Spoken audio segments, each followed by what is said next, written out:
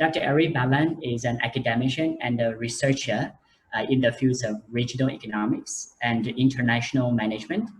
His primary work centers around the development and progress of China's Belt and Road Initiatives, or we call it BRI.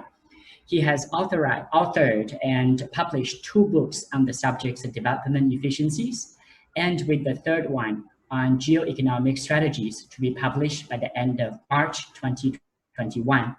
He has also contributed book chapters on India-China's relationship and its importance to the world economy.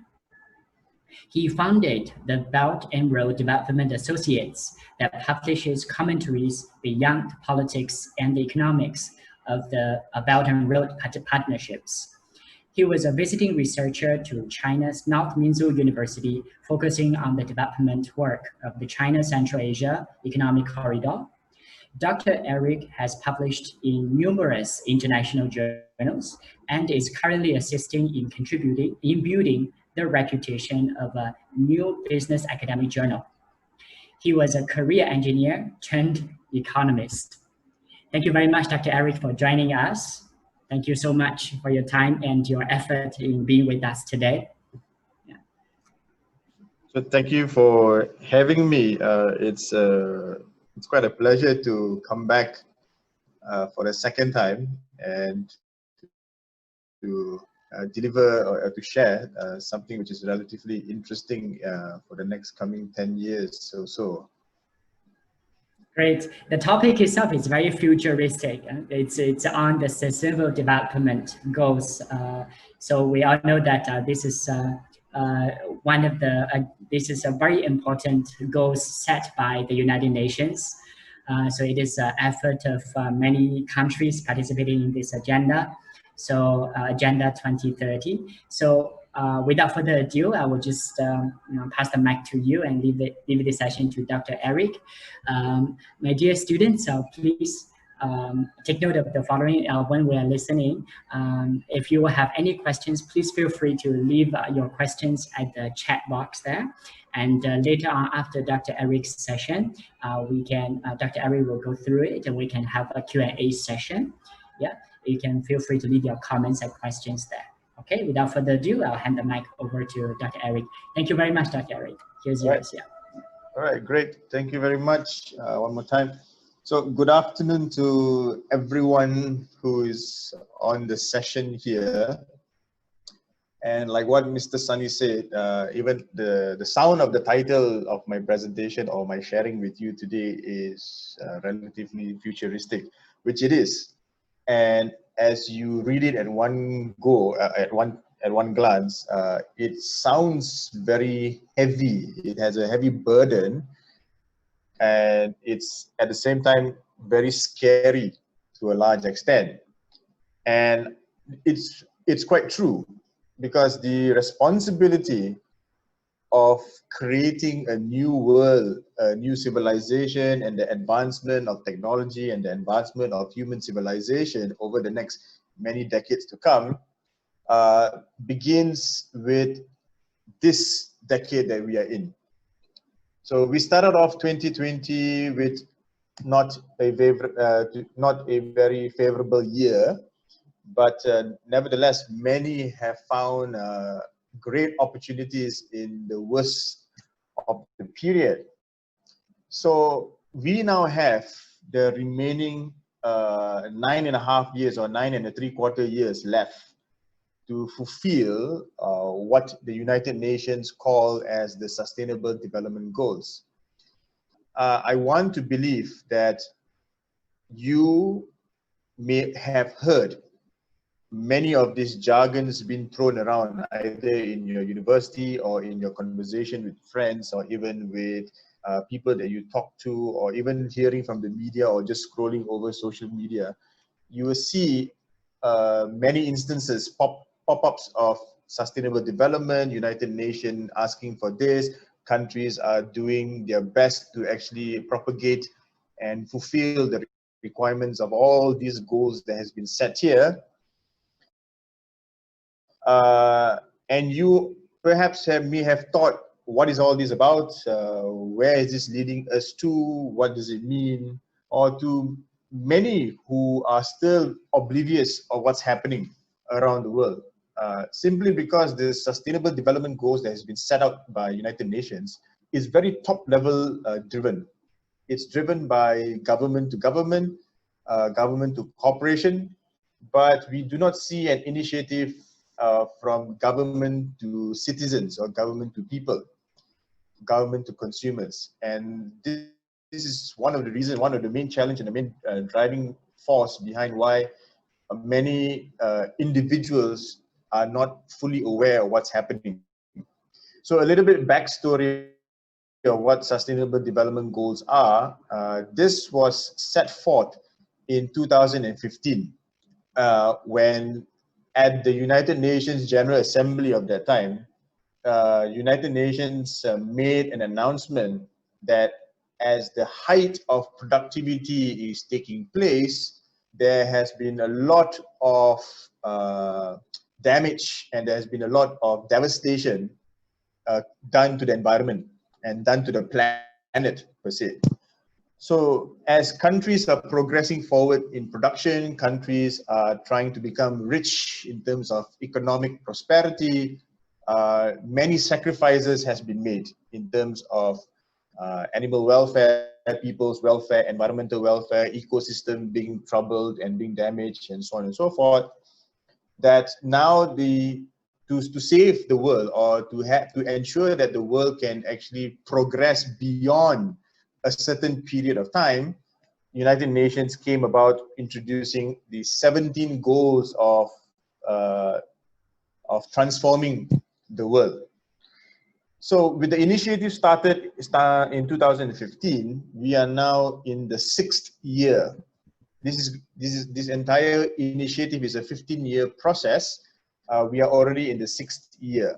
By the end of 2021, we are already at the midway of the entire endeavor. And we have got the balance of eight years, or slightly over 8 years, to actually complete and fulfill all these goals that's been set out. So yes, it is quite daunting, it is quite scary, and it's quite futuristic, but nevertheless, it's actually quite an easy goal to achieve.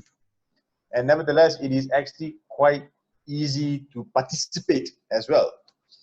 So I want to share with you in today's presentation of how can we actually achieve or work towards achieving all these goals that has been set up by the United Nations through innovation and entrepreneurship.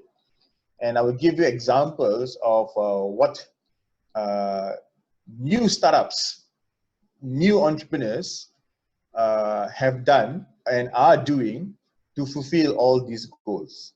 So right now, this is no longer a government to government endeavor. This is not a government to corporation. This is now people to people initiative.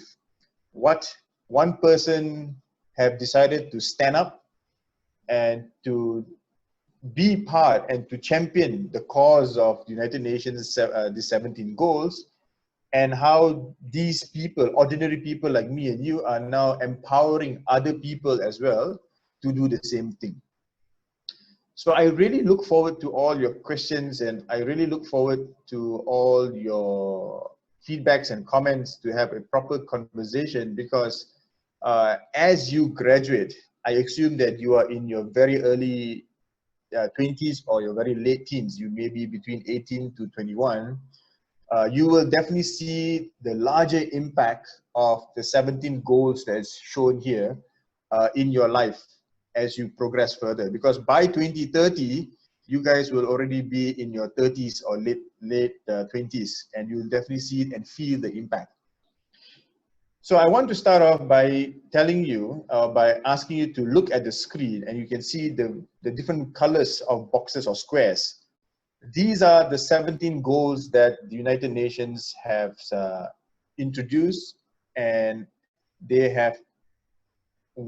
want to actually achieve these goals. Number one is to ensure that the whole world no longer suffer from poverty. Then they want to also achieve that the whole world now can go to bed not feeling hungry anymore. They are looking at good health and well-being, the quality of education, gender equality between men and women, clean water and sanitation is another goal that they want to set forth. Affordable and clean energy, which is a basic human rights to even have everything which is clean. Decent work and economic growth is one aspect that the United Nations want to ensure that countries can actually produce and make enough money to ensure that the citizens are living comfortably. Industry, innovation, and infrastructure, reduce in inequalities, sustainable cities and communities, as you can see in many tamans, many neighborhoods that you live. Buildings are getting more advanced. Security systems are becoming more smarter. People now they can know what you're thinking. The lifts are very intelligent to know and remember who you are, and everything is done through artificial intelligence and so on and so forth from here. So that's what goal number 11 is meant for. Responsible consumption and production. This is a very important one because it's a question of, are we overeating? Are we over consuming? Are we making too much that many of the things that we make are actually going to waste? And at the same time, are we caring for the climate? Do we know the difference between the change in environment and climate change, or the change in weather and climate change? What's the connection? What's the relationship here? Life below water, life on land. What happens bottom down the sea and on land? How does it impact us? Peace, justice, and strong institution. This is a very big pillar of the United Nations, and to ensure that there must be a lot of justice and peace within the institutions of all the countries and around the world. And last and not least is about achieving good partnerships to meet with these goals. So that's the 17 goals that has been set off. And you may have heard, or you may have resonated with any of these goals that you think that it's important to you, or you may even think that fine, this is the role of the government, this is what they are supposed to do, because we as an electoral participant, we cast our votes every few years, and we are looking for the right representation of the community to the government to resolve and to achieve all these goals. But when it comes to achieving the 17 goals here, we need to also bear in mind that there is a lot to do with the driving force of innovation and entrepreneurship. So I want to continue from here by first understanding what sustainable development, innovation, entrepreneurship is. So if you take these four words separately, they have their own definition. So sustainability is the ability to maintain at a certain rate or a certain level. So if you're driving a car and if you're going down 120 kilometers an hour, it's a question of how far and how long can you actually sustain that speed. If you have driven in any of the Malaysian roads or Malaysian highway, you see that it's not far that you can actually sustain 120 kilometers an hour. You try your very best, but then after 2-3 minutes of driving at that speed, you have to slow down. So will that constitute as sustainable? Because as you increase and decrease your speed, you're consuming more fuel. So that's an issue as well. So that's what sustainable actually means, is to maintain at a certain rate or level. Innovation, let me go to development first. So development is the progress that creates progress and positive change. So as long something is changing, or as long something has a movement that shifts and that changes from one state to another state, then it constitutes as a development process. And anything that develops and anything that progresses brings about positive change. So that's the definition there. And in innovation and entrepreneurship, you have even studied in this module what these definitions are. But I'm going to stick to this definition for my presentation here, where innovation is actually applying creativity to produce unique ideas and solutions. So you have to think very critically, very strategically, very analytically to come up with an idea to solve for a problem that either you are facing or perhaps the country is facing or the society is facing. And entrepreneurship is actually bringing those ideas to life. So if I put sustainable development, innovation, entrepreneurship as a single definition, you'll get whatever is stated there in blue, which is the ability to maintain positive change by bringing unique ideas to life. So I'm going to stick with that definition throughout the entire presentation that I'm going to do here. It's the ability to maintain positive change by bringing ideas to life.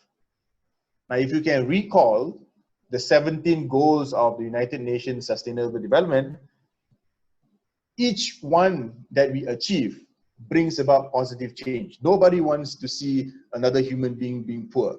Nobody wants to see another fellow human being suffer in hunger. No one wants to see, or no one wants to live in a world where the environment is just so bad and polluted. No one wants to do that. So all these are negative change and negative impact.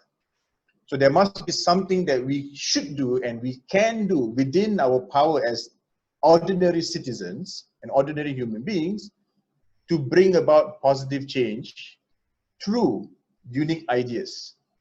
And then we use the skill sets of entrepreneurship to come up to life, to bring those ideas to life. So that's the definition that I'm sticking with this presentation here. So the objectives of the Sustainable Development Goals falls on the prosperity, the prosperity of people, the wellness and the well-being of people. And you can see that goal number 1, 2, 3, 4, 5, and 6, the first 6 goals has got to directly link to the progress of people. It supports people development. Goal number 7 to 11, 7, 8, 9, 10, 11 has a lot to do with the prosperity of society and the prosperity of the community that we live in. Goal number 12, 13, 14, and 15 has a lot to do with the planet. How can we actually achieve these goals to then bring about goodness in the planet? Goal number 16 talks about peace, and this is about not just community peace or individual peace. This is about institutional peace. This is about national peace. This is about regional peace and global peace. And peace does not just come along as let's not fight, let's not have war. It goes deeper and beyond of expounding on justice and a proper integrity of the institutions, the banking institution, the electoral institutions, the governance institution, the institution of the law. Everything has got to be upheld in terms of high integrity so that peace will be achieved. Last is in partnership. Are we executing or are we creating proper partnerships that brings value to each other? Not just for each other, but does the value go beyond? Does it have a spillover to another person or another party or another entity that is not within the partnership? So the partnership has got to go far and beyond than just the understanding of two people. So the objectives of the Sustainable Development Goals circles around the 5 P's, which is people, prosperity, planet, peace, and partnership. Interestingly, when the UN set out this goal in 2015, it made sure that these goals are, number 1, universal. So regardless whether you are a small individual where you think that you have got no significance in contributing, whether you are a small business where you think that you are just running day-to-day operations for your own survival, whether you are working in the bank, whether you are a school leaver, whether you are a university student, whether you are working in the government, whether you are in a big corporation, it doesn't matter what your status of society is. These goals are universal. It is meant for everyone to participate. It is meant for everyone to get involved. These goals are also integrated with each other, because there is no way that you can solve one goal and let the other goals go. To solve world poverty, it means that you have already solved world hunger. To solve world hunger, it means that you can already give people the benefit of life in terms of good health and their well-being. To solve goal number 3, you will need to have proper systems of education, and so on and so forth. So each of these goals are linked to each other. And each of these goals actually carry equal weight to support one another. So when all these goals are driven together, and when all these goals are pushed in a momentum that is causing positive change, you see an entire global shift of transformation take place. That's what the UN wants to achieve, and that's the what you call the game plan or the strategy or the manifesto of the United Nations for the whole world, for each and every country and its citizen. So the SDGs, or the Sustainable Development Goals, demands for integrated, innovative thinking, as well as integrated entrepreneurial approach to achieve these goals. So there must be very high level and complex thinking to solve such problems. Because it is not easy, for example, going back to goal number 1, no poverty, it is not easy to actually solve poverty issues. It is not easy to see that everybody goes to bed at night without feeling hungry. And each one of these goals are not very easy to execute if we do not come together collaboratively to think and to exercise, to practice it. So this form of innovative thinking or innovation thinking must be in a format of togetherness, must be in the format of oneness. This is not a program, or this is not an assignment that it can be done individually. It does not work that way. And this has been emphasized, and this has been said by the UN in multiple occasions, checking on countries for their progress or what they have been doing, and how are the people getting involved with this entire plan as well. So that's the objective. I want to make the objectives clear, because I want to convey that this is something big in nature, but it can be localized and it can be carried out by every single one of us. So as I'm presenting into the remaining slides, I would like you to recall, and I would like you to reflect and internalize, among all these 17 goals, which one resonates with you the most? Which one touches your heart? Which one troubles you? Which one is disturbing your society or your own environment or your community? Which one troubles your friends? And that is the goal that we will work on, that you will work on, so that we can find solutions to make the other person's life a little bit more better. And if we can do that in a domino effect or in a chain effect, then achieving transformation through the process of integration creates a very universal outcome. So the role of innovation and entrepreneurship is this. Within the 17 goals, there are 169 initiatives. It means that within each of the goal, there are certain steps and certain guidelines that has been given by United Nations for us to follow to achieve those goals. So it's a matter of just picking one of those goals and one of those targets to that and then work on it. So for example, the role of innovation and entrepreneurship in light of the SDG of the UN is you can see that SDG 4.4. So SDG 4 is about quality education. SDG 4.4 talks about the fourth target. Under education, there are 13 targets, 13 steps or 13 approaches. This is just the target, this is the fourth target. And the fourth target of the SDG talks about by 2030, which is about 9 years from now, substantially increase the number of youth and adults who have relevant skills, including technical and vocational skills, for employment, decent job, and entrepreneurship.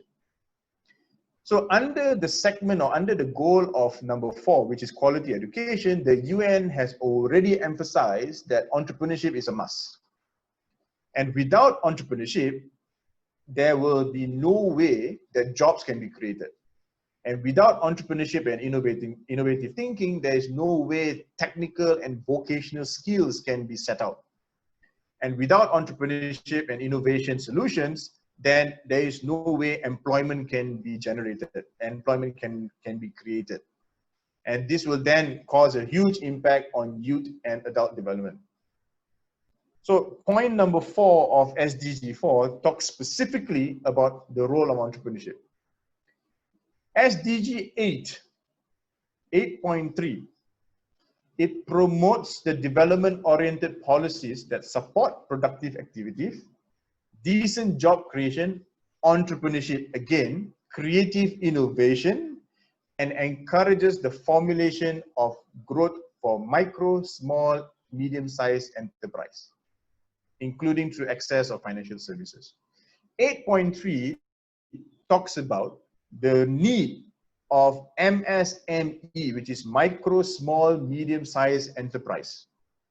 SMEs are the backbone of the country. SMEs are the one who are employing 60–70% of a country's employment. They create jobs for the country. And 8.3 talks about the real need and the desire that entrepreneurship and innovation has got a very important role to, number 1, create decent jobs. Number 2, support production of the country. Number 3, it encourages other SMEs to grow. So one entrepreneur or one innovation idea will actually have a domino effect. It will actually create its own supply chain and it grows.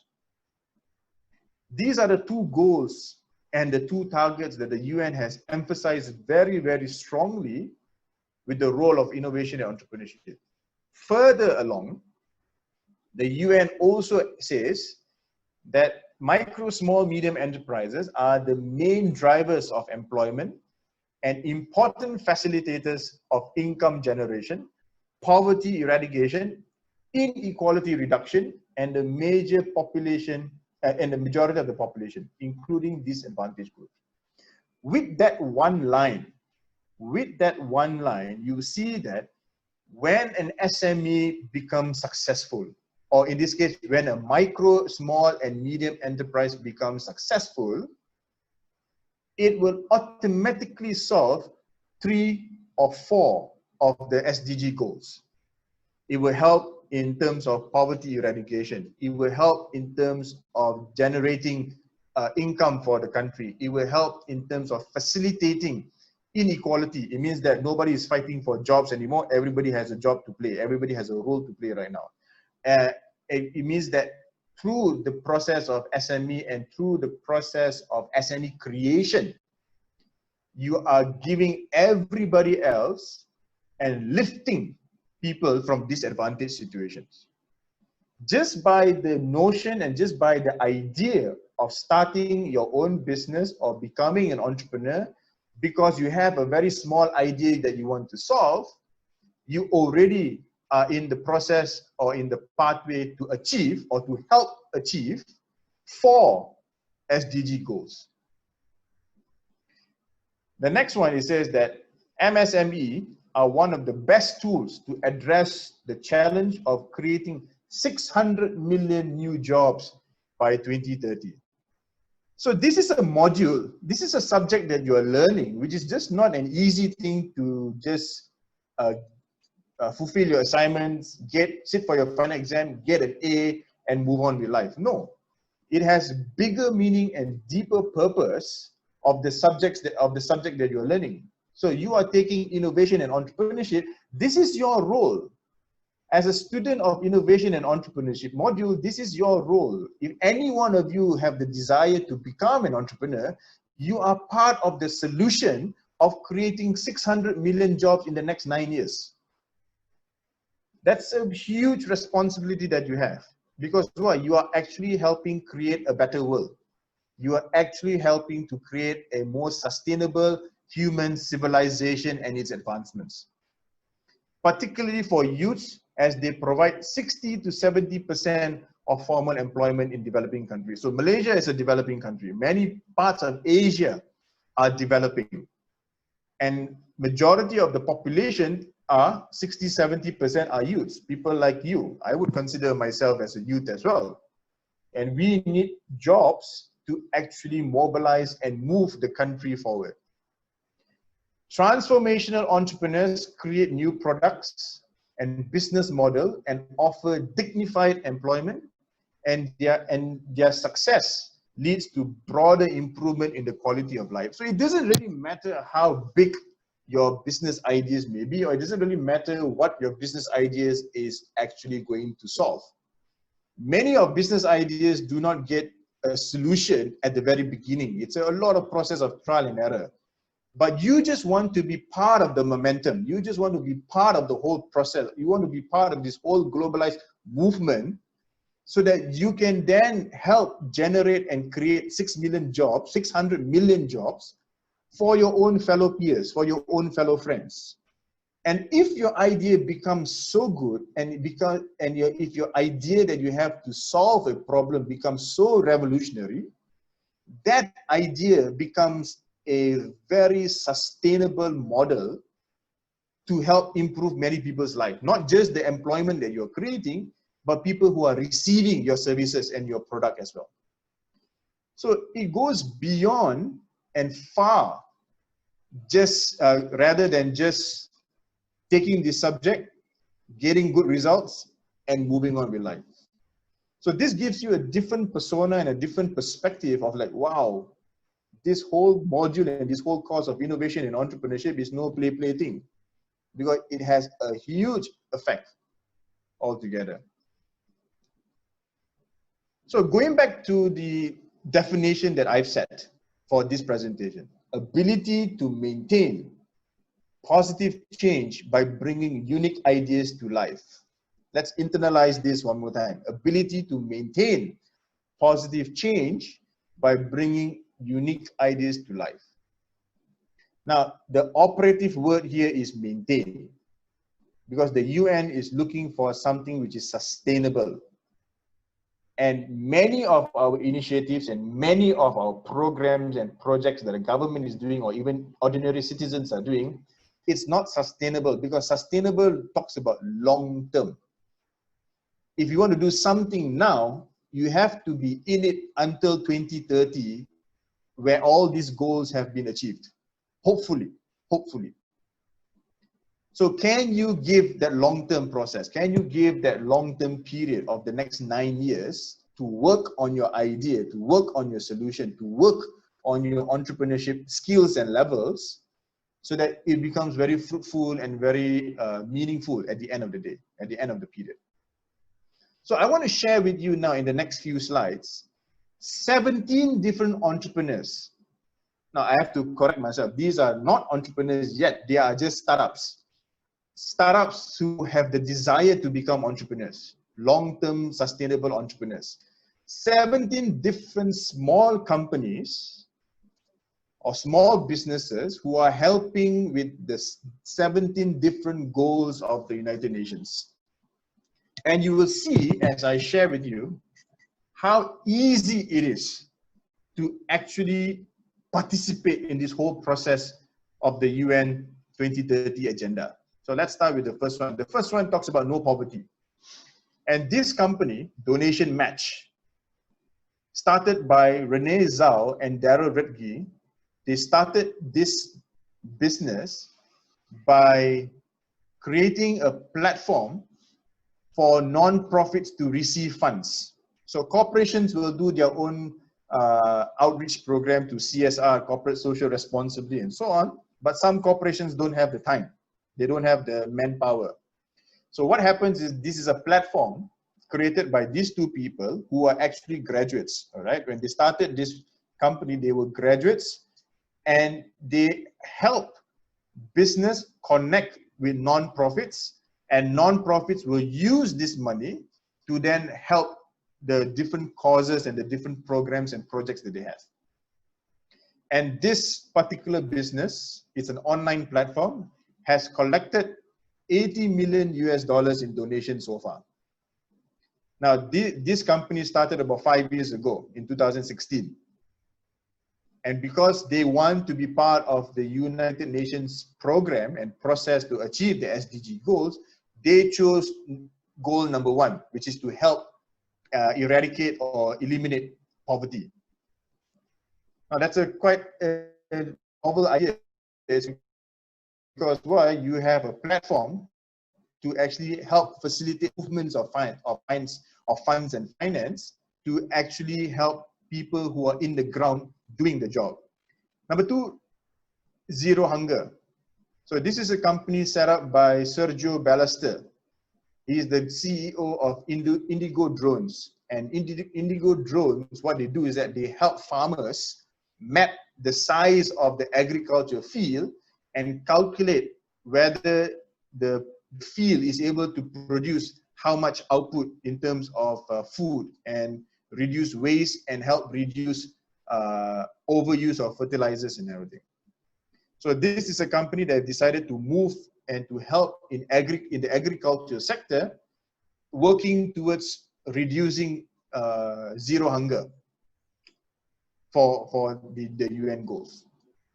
So what they do is that they just map out the whole land for the farmers. They advise the farmers what needs to be done, what will be the best crop or best product to actually produce, and then they help monitor the farmers, because many of the agriculture farmers would not have such technology. And this is one company, for example, who is now helping the farmers of his country to actually move on. In Malaysia, we have such technologies already, and in agriculture ministry is actually encouraging more youths to go into drones technology and internet IoT and all this AI, artificial intelligence, to help boost productivity. Next, you have good health and well-being, goal number 3, created by this company called Kindara by Catherine Bicknell and William Sachs.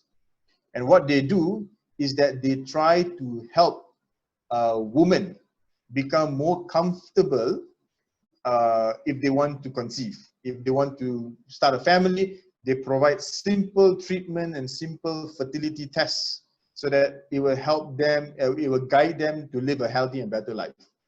It's a very simple app. It's not a big business, endeavor. It's not a big scientific innovation that they have done. It is just a simple app that will guide and educate women to live a healthy, better life so that they can conceive and fertilize easily for their own well-being. Number 3, quality education. This is a company created by Kostas Koremels, founded All Can Code. This is a simple web platform where he teaches you how to do coding. He is actually expressing and teaching you online how to code. So if you can be a child of 5 years old right up to an old individual who is an 80 or 90-year-old person, you can still code, because the process of following how to code is guided through along the way. So this is a startup that designed for kids and adults to learn how to code, how to do programming, how to create apps, how to create mobile applications and stuff like that. It's part of the fourth goal of quality education. Then you have gender equality. This company called the Girl Talk, created in 2012, is a company that empowers women against violence. So founded by Tara Roberts, the startup goal is to make entrepreneurship out of women, guiding women, giving the right skill set, providing the right tools and the mechanism and also the support to create more female entrepreneurs around the world. Simple idea. Trying to solve and trying to meet the fifth goal of gender equality. Watsons, this is a company based in India who is now focusing on clean water and sanitation, goal number 6. Formed by this guy, J. Chandrasekaran. It's a company that focuses on water sanitation, helping to purify and make clean water. So they do this by manufacturing, selling, and distributing cheap, effective, non-electrical water filters. These are very small devices that can be plugged into your water source, and it has an inbuilt 7-layer filter to actually produce clean water out. That's the technology that he's working on towards goal number 6. Goal number 7 is on affordable and clean energy. It's a company called Energely. Energely started by Dale Nathan. It's a startup that calculates how much energy, how much light are you using in a household, and how much light and how much energy do you actually need. So the balance that you're not using will not be wasted, but it will be sold back to the distribution or to the company that buys back these energies and stuff. So in our case in Malaysia, if you're not using to the maximum of electricity, you can actually sell back to TNB. Or TNB will give you a rebate on your electricity bill. So this company works on affordable and clean energy, specifically in the regions of the Caribbean, in the central of America. So places like Nicaragua, Honduras, Costa Rica. These are the countries that this company is working on to produce affordable and cheap energy for people to actually use and carry on with their life. So it monitors real-time energy monitoring, and also helps with savings. Then a company in Africa founded by Viola Levine called Owamba. Owamba's mission is to help Central African economies to improve in getting credit or getting finance for their SMEs. So she works closely with the financial institution to make sure that enough finance or enough money is actually given out to micro and small medium enterprises so that they can actually carry out their work and does not get choked just because they are having issues with finance. Goal number 9 on infrastructure and innovative partnership, industry, innovation, and infrastructure, the 3 I's. This is a company from Tunisia. It's called Prefabulous. And what they do is that they install and provide houses which are collapsible. You can collapse, you can fold your houses like a box and shift and carry with you anywhere you want to go. So these are prefabricated. These are like Lego sets, Lego building blocks, but it becomes into a house. This is a very simple idea because in Tunisia, what he wanted to do is to solve the housing problem. Many of them do not have a house. So this is one company that he has set up, and he's actually trying to solve and work towards goal number 9. Goal number 10, in reduce inequality, a company called Seva Exchange. They are based in Mexico. It's a company formed by Anita Bebek. It's an AI platform that works on blockchain to actually help move volunteers for working. So what this company do is that instead of exchanging cash, they exchange time. So this is a technology using time banking. Time banking currency is like barter trading. So I do X amount of work for you, you will do X amount of work for me, and then we carry on from there. So there's no cash transaction, simply because this is, some people just cannot afford. But some people need the solution, need the help, but they just cannot afford to pay. So this company does that. They match people together in terms of barter trading, and then they work along of solving whatever problems or whatever fixing that needs to be done. Goal number 11, sustainable cities and community. This is a company in Sydney, Australia, called GoFar. Helps to cut emission produced in vehicles. So they calculate and to see how much emission that comes out from your car. Are you producing a lot of carbon dioxide and carbon monoxide emission from your travels? And they will just calculate and they'll tell you how to reduce your consumption. They will actually map out the best, shortest pathway for you from point A to point B, and then they'll tell you how much do you actually save, what do you actually do with the balance of the savings, and so on and so forth. So this is a company that helps you, very technology driven, but it is a company that is working towards sustainable service, cities and communities. Responsible consumption and production. Goal number 12 is a company called Electrobio. Electrobio allows users to sell, buy, and donate electrical and electronic components. Now, discharging or throwing away electronic waste produces a lot of chemical compound, which is very, very bad for the environment. So here, they will take and they will buy from you all your electronic and components waste for recycling or reuse purposes. But they have created a marketplace that something which is old and for you that you don't want anymore will be something new for someone who actually needs. So if you have an old laptop, an old computer that you don't want to use anymore, but someone else wants it for their own job, so you can actually go through this platform and they will tell you how to move on from it. So it helps to recirculate existing use of devices and extending product lifetime, because many of these computers that we are using can actually last for a very, very long time, 10 years easily. But many of us are catching up with technology and catching up with software development. That's why we want everything new. But some people don't have the luxury to do so. Therefore, they will then use old technology or old system to carry out the realities and the jobs that they actually want to carry out on a day-to-day basis. Climate Change is a company called All for Eco. They are an outdoor activity company that tells you and teaches you how to live fun outside of your house, how to live in an eco-friendly lifestyle.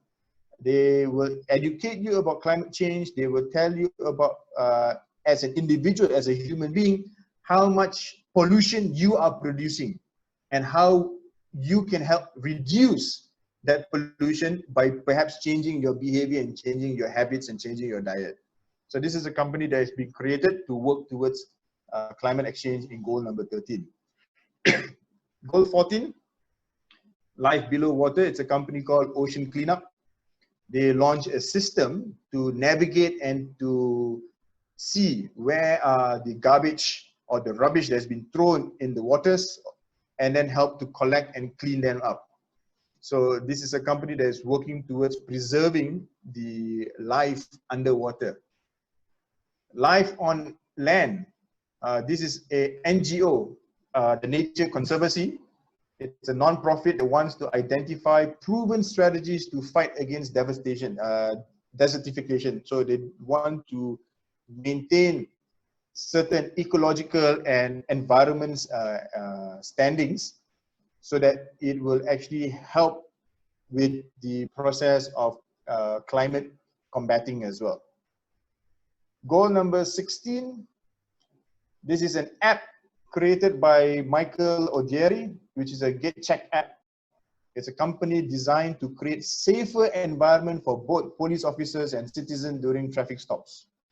So this is part of helping the law or the police institution to be more safe when carrying out their duties. So if you are in an accident or if you're stopping a car which you are not familiar with and you want to have a safe distance, you can use this app, and both the police officer and also the person that has been stopped can actually exchange information and have a conversation to see what's going on, all using through a secure mobile app.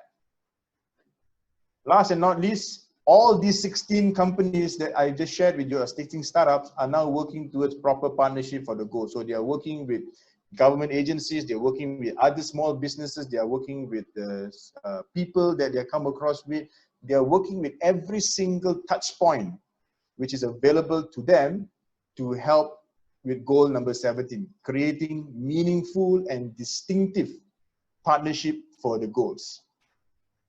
So these are the these are the 17 simple companies and simple solution ideas that has been driving innovation and entrepreneurship towards the 17 different goals. So some of them are actually quite technical, and you may or you may not have the technical expertise, but some of them are just very simple. Some of them are just a no-brainer idea that you can, hey, this is quite a simple thing that I can actually work on towards the goal of the United Nations.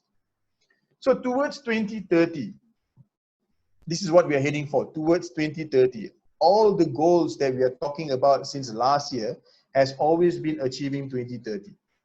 So transforming the world, one goal at a time, one target at a time. So many of these initiatives are actually driven and carried out by government. And there is a report card that the government needs to send to the UN, and the UN will keep monitor of the progress of what has taken place in the country with regards to the 17 different goals.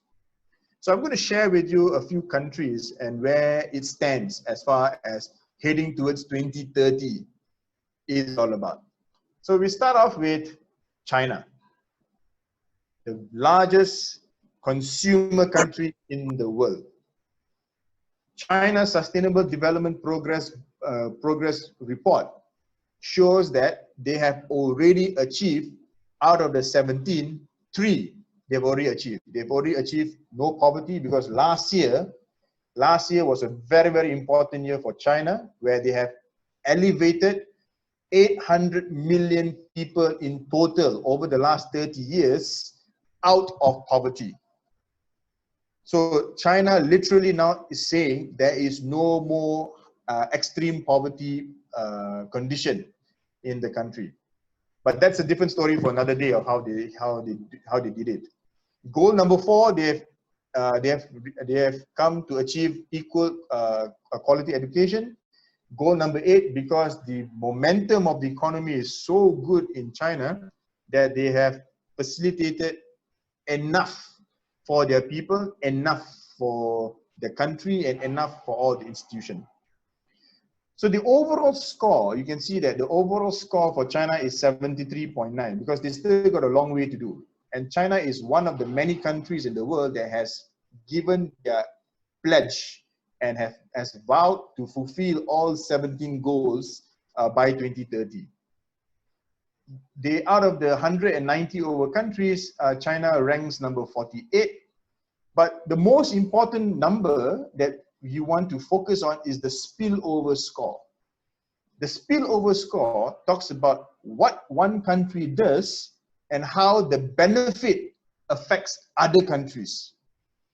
So when China does something, it has a very huge spillover to other countries as well. So that's why it has a high score of 94.2. Any small changes that China does, it has a huge impact to the global world, to global businesses and everything. So that's the current stand of what China is at the current moment. They've got a long way to go, but nevertheless, they will achieve it in the next 9 years or so. Looking at the next country, Malaysia. This is Malaysia's report card. So out of the 17 goals, it says that Malaysia has achieved goal number 1. There is no longer extreme poor. Now you have to differentiate between poor and extreme poor. No poverty, there are many targets and many steps towards hitting this goal number 1. One of them is actually talking about extreme poverty. So you can see that the overall rank, Malaysia stands at number 60, and Malaysia has also a very high spillover goal. Anything that Malaysia does has got an impact to other countries simply because we are a supply country.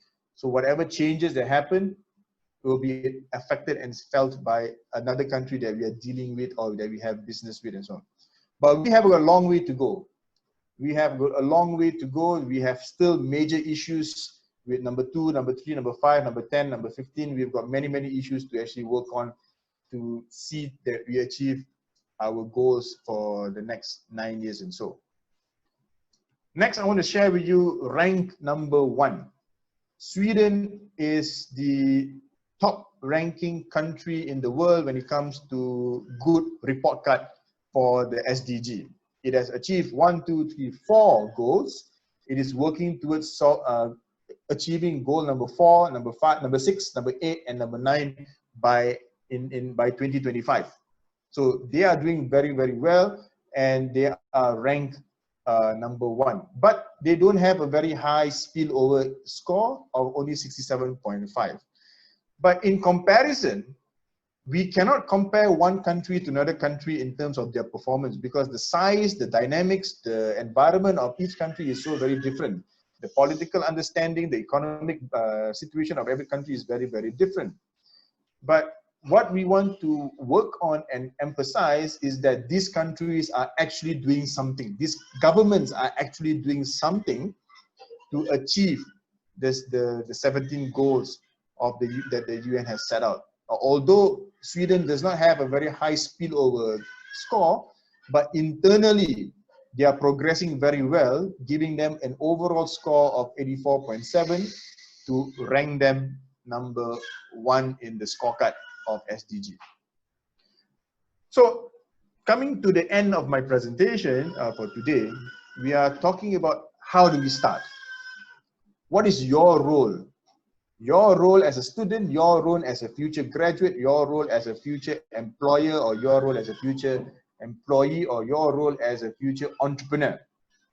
What is your SDG role and your responsibility?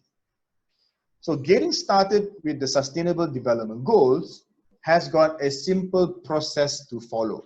And this is something that you can do, and I highly encourage and urge you to do so, to get on board, jump on board, and work towards 2030 as your life mission for the next 9 years or so.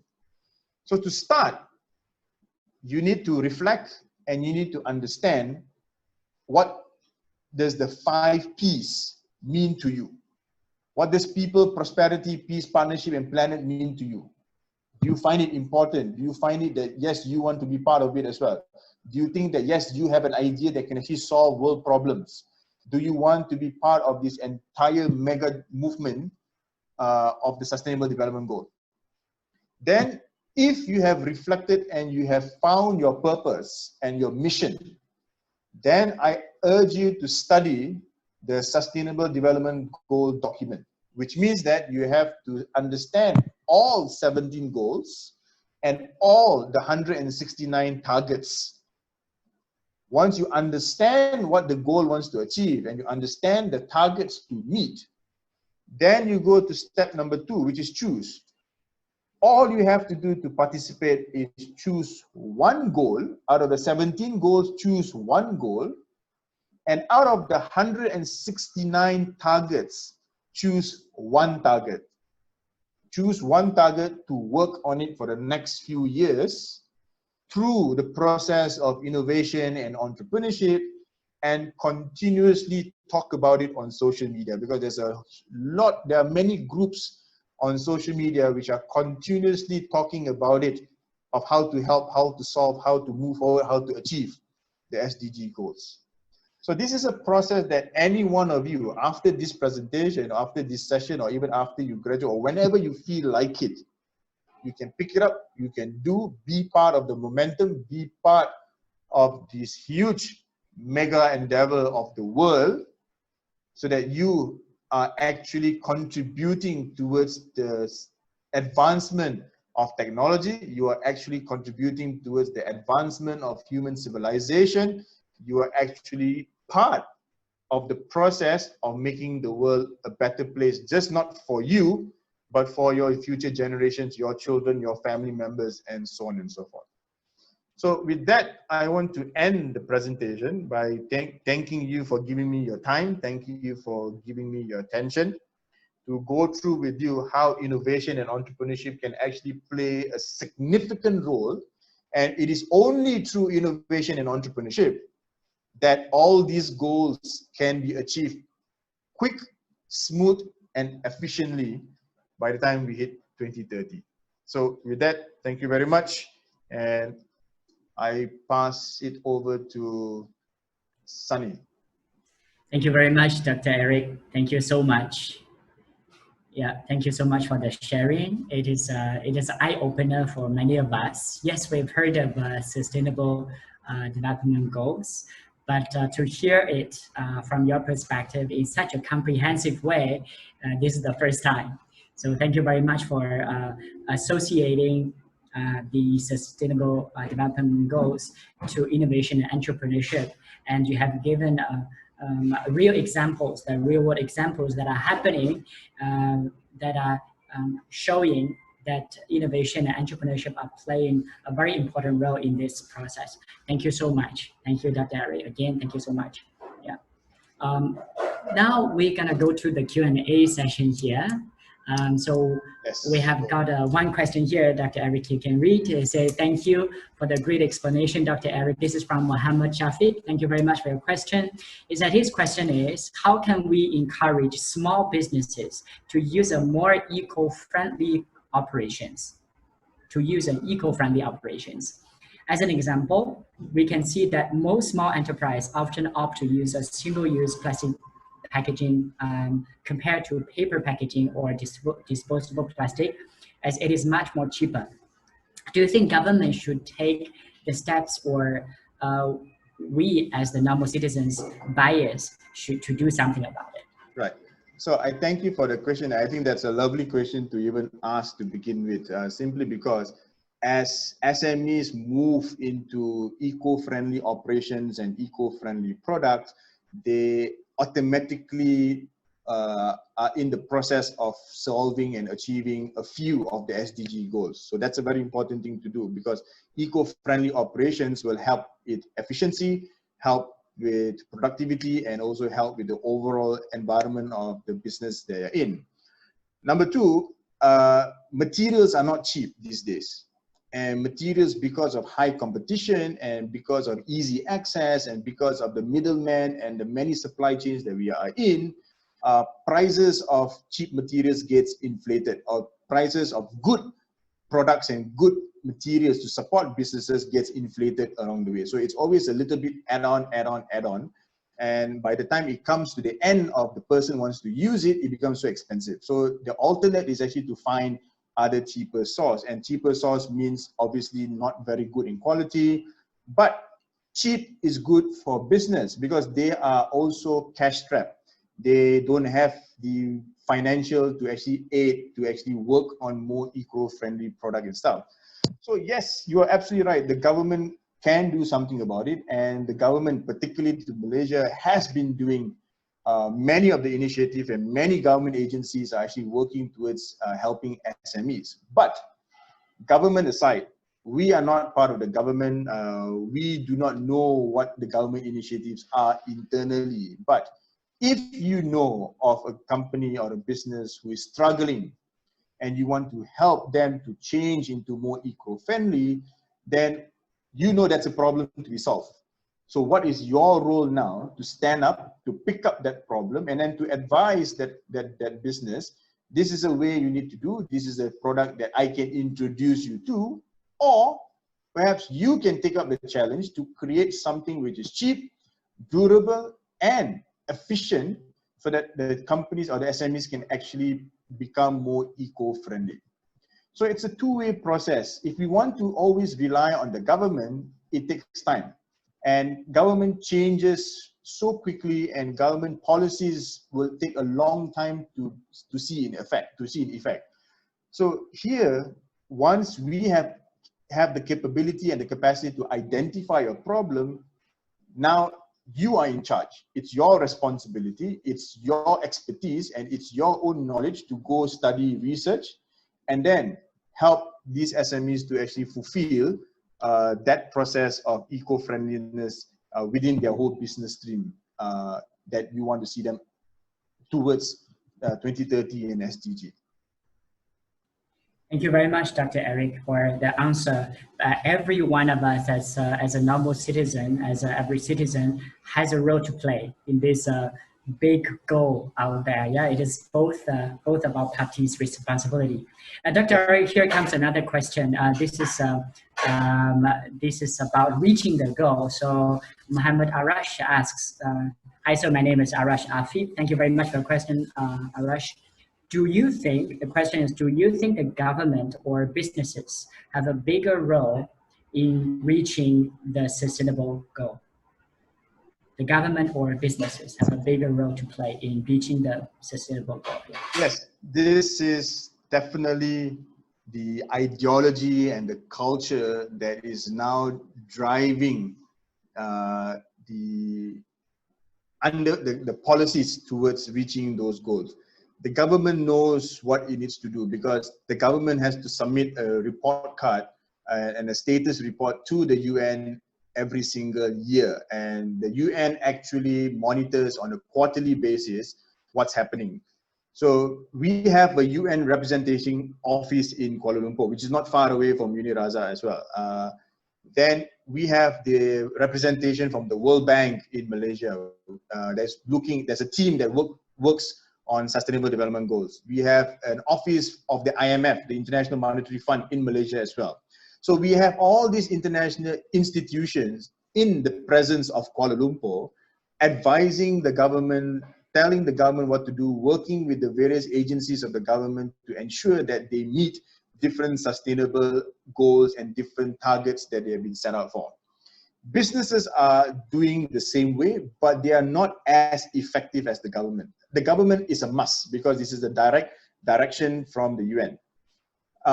Businesses are now trying to move into more sustainable development oriented outcomes because they see that running the old method or the old process is no longer sustainable, it's very harmful, and is actually causing a lot of detriment towards their own business.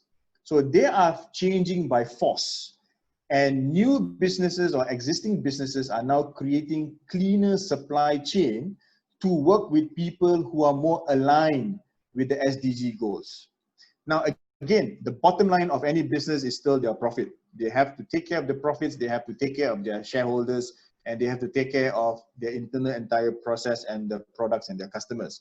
So that's a different ball game and a different agenda. Alongside, as business transform, that's why in many big businesses or in medium businesses, you have a chief transformation officer, you have a chief cultural engagement officer, or some kind of this fancy term that they have in businesses right now, to ensure that people's mindset, employees' thinking, employees' movement, processes and work ethics that's been carried out are more in line towards international standards.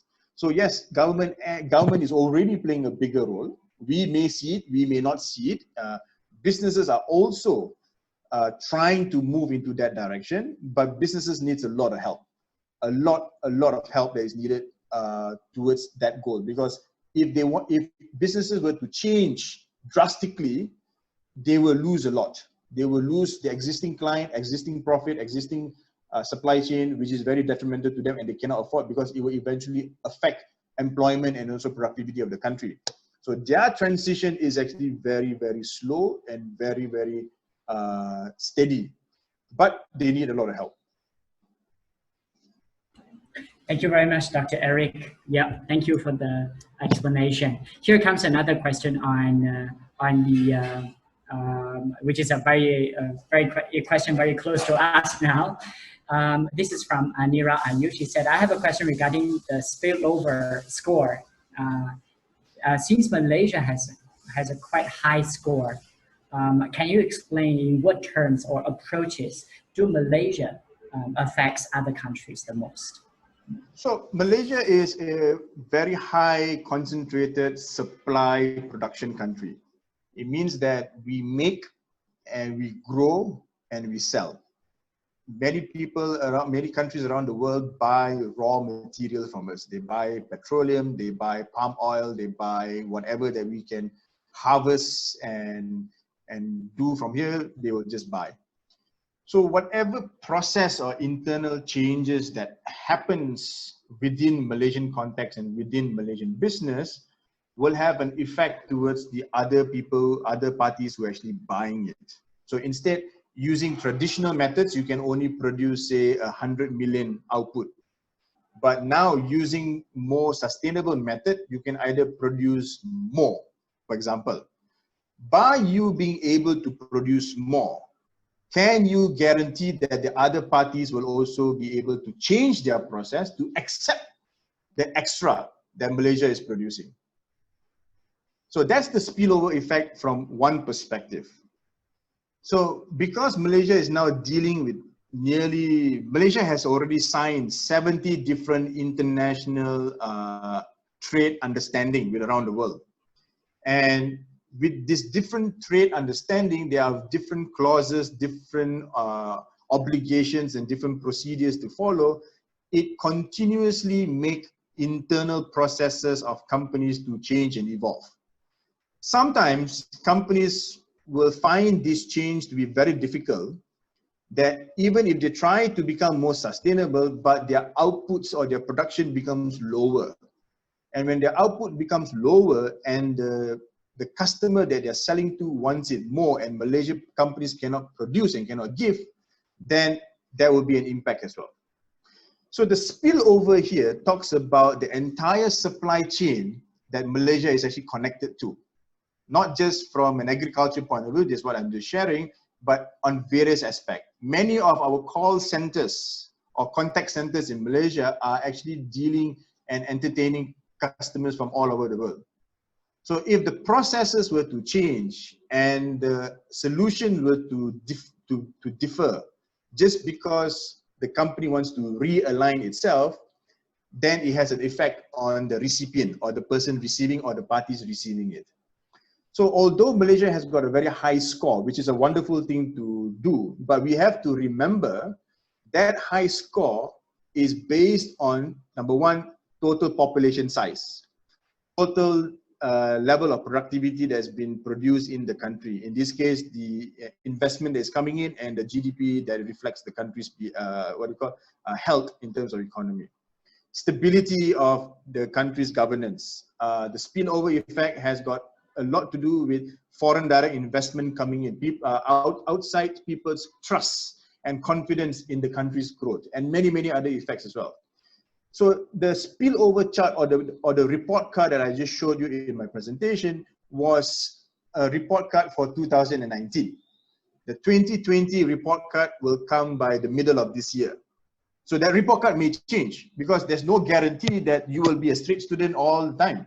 So sometimes you will fall, sometimes you will rise, but because the UN is overseeing and Malaysia is committed to achieve all these 17 goals, so they need to become an A student towards 2030. But right now, as what you have saw, because we have a very high spillover score, it means that we are also bringing benefits to other countries. We are also bringing benefits to smaller countries like, say, Laos, Cambodia, Myanmar, who actually buys a lot of things from us. We're actually helping Sri Lanka to many aspects. We have to be very thankful to Singapore because they are continuously buying our products as well. So when they demand for change, we change, the production output changes, the spillover effect also changes. So it has a huge supply chain, an ecosystem change with a simple spillover effect, so with a simple spillover score. Thank you very much, Dr. Eric, for the question from Anira. Thank you for the question, Anira. Dr. Eric, the next question is about the pandemic, the impact of the pandemic. The question is from Sabah. Dr. Eric, do you think the COVID-19 would affect the timing of reaching all the goals, in particular education and poverty, and also why climate change doesn't coming as top priority? Oh, excellent. Let's break it down a few levels. Number one, COVID has been detrimental to the whole world. Even with the formation and the founding of the vaccines, there is no guarantee that COVID will end. And COVID has become so intelligent that it's now changing disguises and changing variants and strains, adapting to the environment and adapting to the situation that it is actually in. That's number one. Number two, yes, it is about, because COVID has hit us last year, timing of achieving many of the smaller targets. Now, like I said, 17 goals, 169 targets. There are many targets that has been impacted when it comes to reaching the goals. For example, the biggest target that was impacted was in tourism. So there are many small businesses that was impacted because tourism fell badly. So that's a COVID issue. Number two, when you are talking about education and poverty, poverty is directly linked to the employment opportunities that we have in this country or any country as well. Many people in Malaysia and around ASEAN, specifically ASEAN, has dropped income level and has fallen from middle income to lower income. Lower income became poor, poor became extreme poverty because of COVID. And education process is something that cannot help move the strata or the status of people up, because education has got a different tangent and different agenda altogether. It helps in a very long period of time. But right now, because of the hit of COVID, it has drastically changed everything overnight. So education is not the main factor here. Government, and this is where institution, the strength of the institution, which is goal number 16, should play its role, and to actually pick up the pace and move the direction even quicker than what education can do. Climate change is a huge problem, and will become a huge problem simply because we are constantly producing. As we produce, and people are continuously buying and buying and buying, then we will always be emitting radioactive waste. We will be always emitting a lot of CO2. We will be always emitting a lot of carbon monoxide. Now, should climate change be a huge impact, then the transformation must happen within the organization, within the company, to change their business processes, to change the way they are producing and making these products and services. This is going to be a long-standing battle that will go beyond 2030 as well. So achieving climate change in 2030 is not possible. It's impossible. And this is a statement that's been released by United Nations about 2 years ago, saying that climate change will be a continuous battle, because should one country change, another country may not change. Because Malaysia may be, say, in a very high rank, but if we take and look behind who is following Malaysia, it's all those third world and underdeveloped countries, people like Papua New Guinea, people like Myanmar, Laos, Cambodia in ASEAN, for example. They are far behind. And they, in their economy, they require the most simplistic and the most fastest way to produce, create jobs and grow. And they have no choice but to sacrifice environment and ecosystem as well. So that's why, although it is a top priority, climate change is a top priority, but the execution of climate change is not possible to be a top priority. But consciously in the back of our minds, it is a top priority. Thank you very much, Dr. Eric, for the explanation. Here comes another question from Muhammad Arash. He said, how long would it take in the behavioral change of the Malaysian citizens in supporting eco-friendly product and services or activities? How long do you think? What is your perception of this? This is a question of the man in the mirror. So if you're standing in front of the mirror and you see the other person there, it's a question that you have to ask: what form of behavior would you want to change in that person standing in front of you in the mirror? And so long that you can answer that question, then that's the time taken in terms of duration to change their behavior. Everybody stands in front of the mirror and for different purposes. And some of them like themselves very much. They like their lifestyle. They are enjoying with their luxury and their necessities and their livelihood and their environment. They like it. They don't want to change. Especially those who are in their 30s, say 30s, 35, 40s, 50s, heading towards retirement. They are quite comfortable with what they are. Although, yes, they always want to change, but changing for the good or changing for the best will require a lot of sacrifice, a lot of things that needs to be foregone. So the type of products that we buy, the type of services that we buy. Now imagine this, if you have been buying something continuously and suddenly you decide you want to change your product because you don't want to support this company anymore, you're not just stopping buying a $10 product. You're actually, your 10 ringgit is actually now taken away to support the thousands of people who are actually making that 10 ringgit product. So if you choose to change, then the people and the companies who are making those products must change along with you.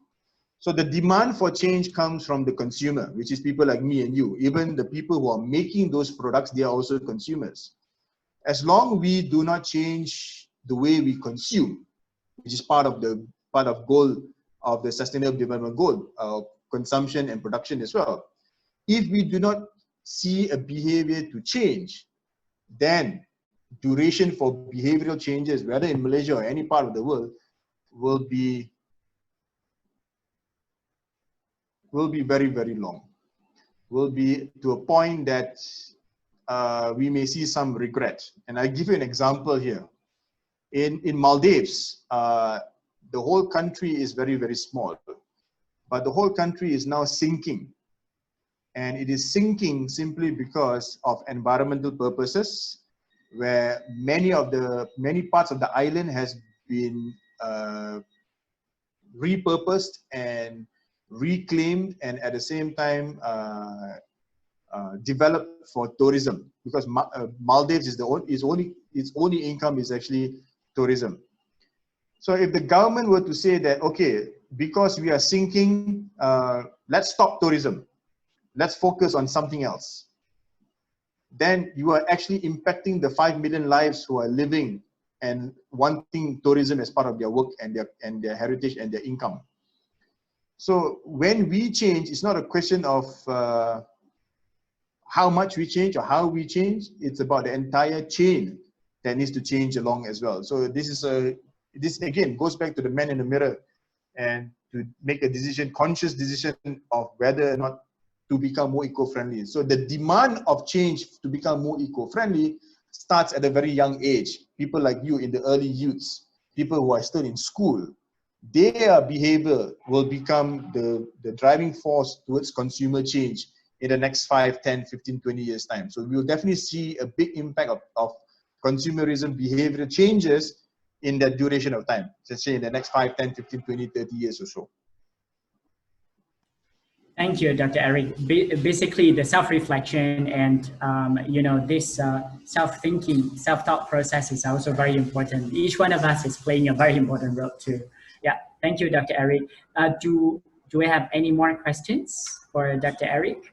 I actually have one question myself for Sure. Dr. Eric. Okay, wait, I'll go for that afterwards. And I've got a question here from Zul Husni, who is saying, hi, Dr. Eric. I'm just wondering if it is even possible to achieve net zero emission in the future. Okay. Well, this is what everybody aspires for towards helping climate change and environment ecosystem. Net zero means no emission, zero emission.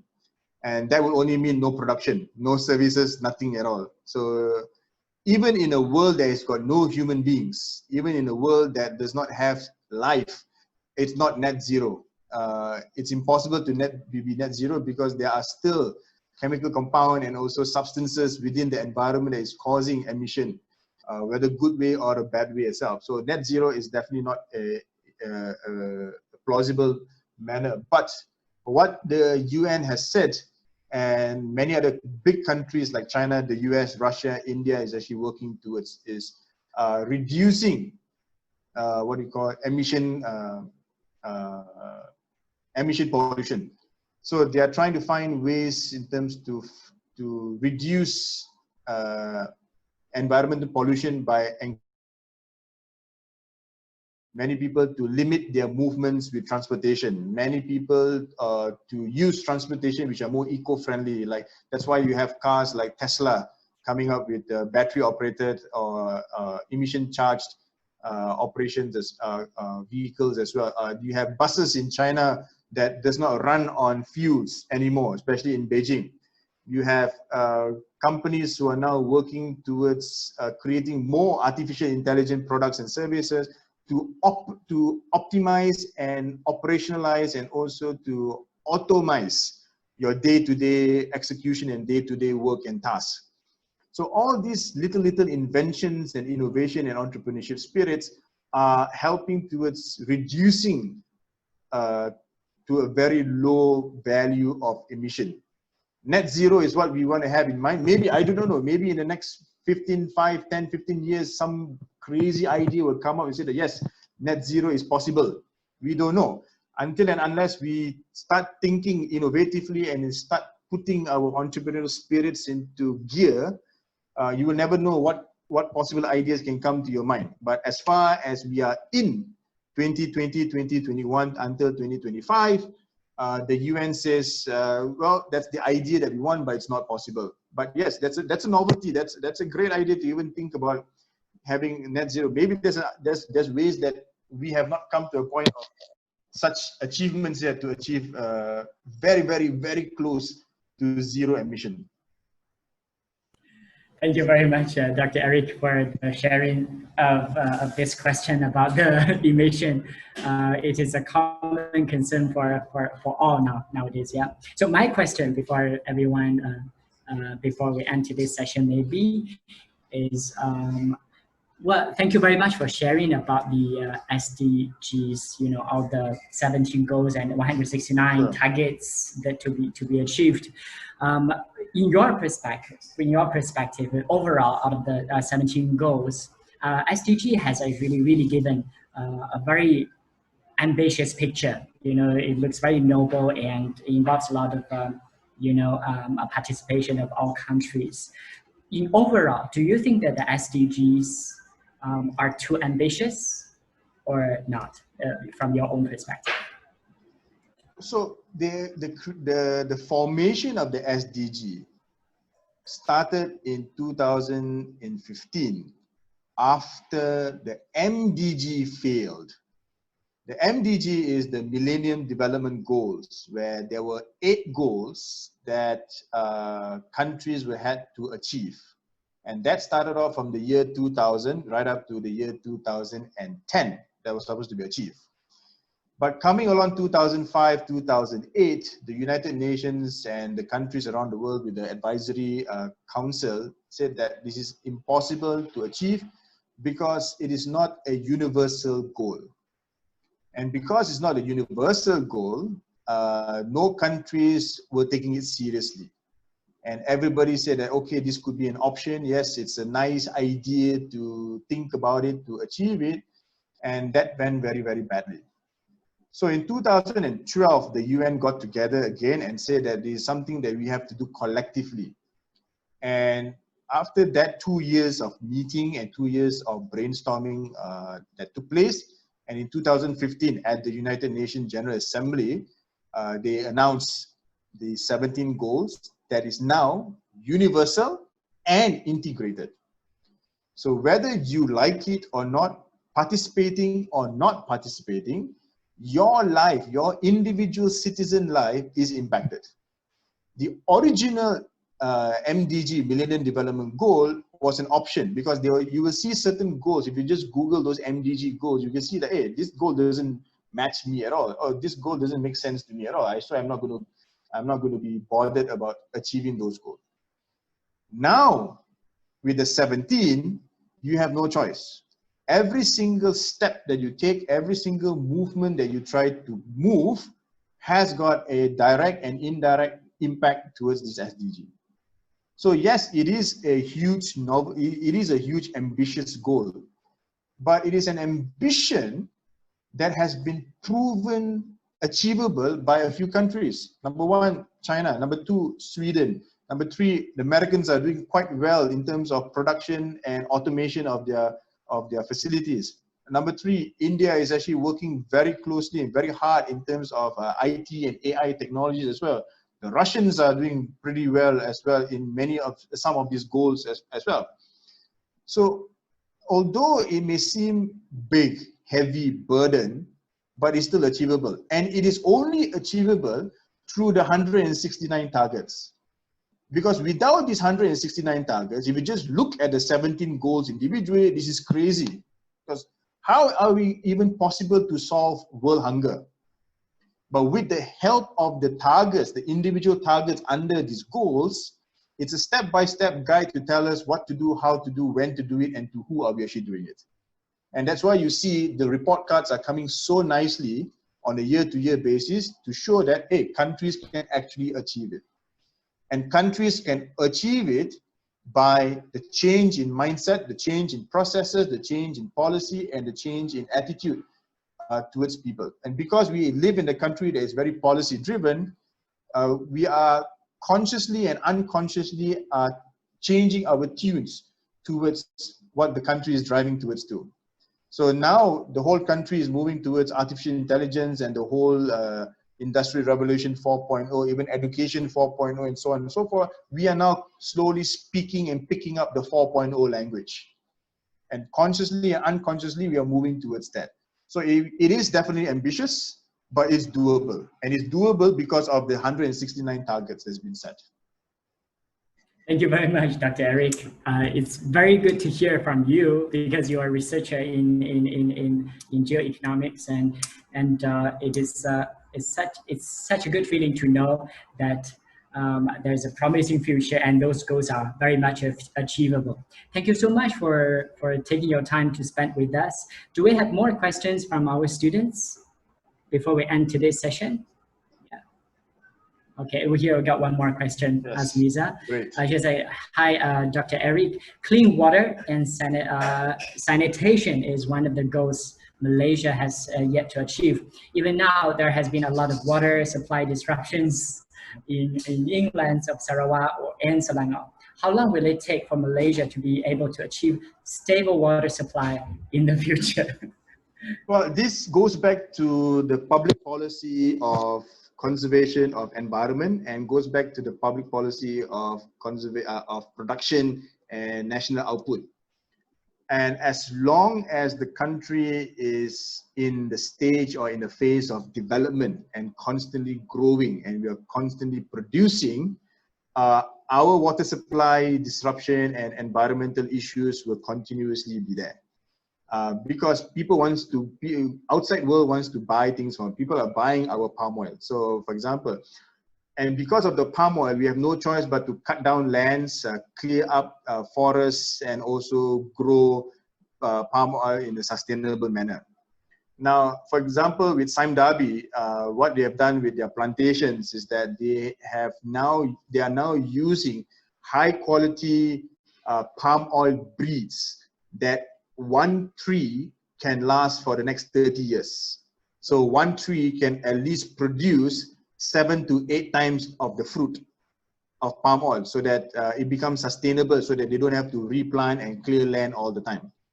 So this is what has been going on. Indonesia is the biggest and the largest palm oil producer in the world, and that's what they are actually doing as well, getting new breeds and getting new innovation in terms of agriculture to ensure sustainability and water disruption is on a low end. But we have also part of the supply chain, smaller organizations, smaller businesses, smaller companies that are not educated when it comes to disposal of waste. And the fastest way to dispose is to throw. In Indonesia, especially every year in May, June, July, August, Malaysia becomes the victim of Indonesian haze. And this is where the air pollution comes in, because there will be forest fire in Sumatra, there will be forest fire in Kalimantan, and so on and so forth. The problem is the fastest, cheapest, most efficient way to clear forests is to burn. Not to forget that the soil that grows palm oil, the soil that grows a lot of our crops and our food are peat soil. And peat soil are very, very easy to be flammable. So although we may not be clearing forests, but underneath the soil is actually burning, and that emits out pollution. And one way to clear and to solve all that is actually to create proper irrigation and proper water system. And the dirt and the dust and the material components from earth will eventually go to the water supply. And that becomes dirty and then gets affected in Sabah, Sarawak, and Selangor, for example. But we have supply chain issues where smaller companies are also facing non-procedural disposal of waste.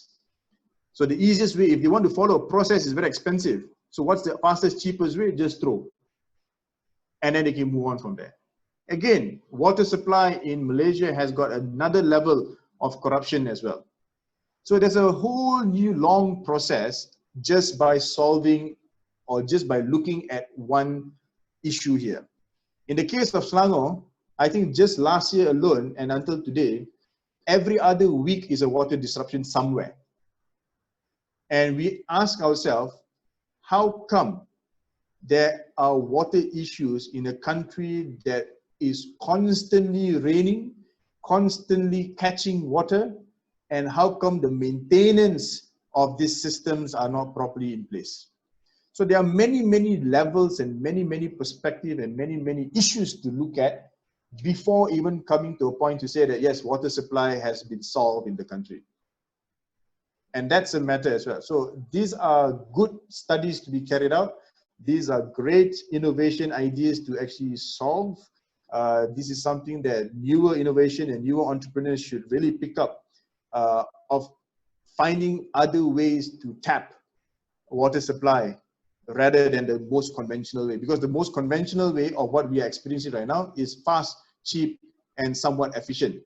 And because the word cheap is in that equation, it saves companies' bottom line. It helps with the profits, it helps with production, and it helps with sustaining many other factors as well.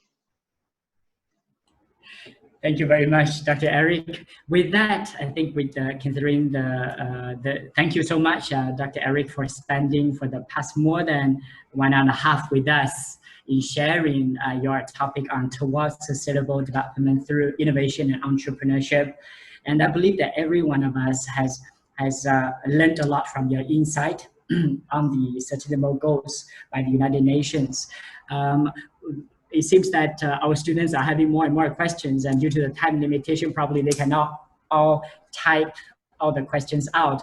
And I prefer having this conversation going on, probably. So if they have any more questions in the future, we will collect them and they share the questions with you in hoping to get your answers. Thank you so much thank you so much for being with us for the last about 2 hours time. Yeah. So definitely. Thank you very much for having me. It's been a pleasure. It's been a very nice conversation. These are great questions to ask. You guys have got definitely the right skill and drive to become good innovation designers, good innovation champions, and also entrepreneurs to solve many of these problems in our country. But just before I leave and we end the session, I urge you strongly, if you want to see a comfortable and more sustainable life, I urge that every single one of you, 80 of you who are, 68 of you who are on this platform now, to pick up one goal and pick up one target and work on it. Because if every single one of us do so, then we will quicken the process of achieving all these 17 goals for Malaysia. And because of the spillover effect, your simple notion and your simple idea will cause the lives and the happiness of other countries as well. So because we are all linked, it is best that we look out for each other for a more sustainable and advancement of us and the human civilization. So thank you for having me. Thank you so much, Dr. Eric, for the encouraging remark. And here's a virtual applause to you, since we cannot be giving you one face to face. Thank you so much again for being with us. Thank you. And dear all, please also thank you so much for joining today's session. Then I guess that's all. Thank you so much. Yeah, thank you, Dr. Eric, again. Yeah. All right, thank you. Thank you. Bye. Before we meet, take care, stay safe. Thank you very much. Yeah.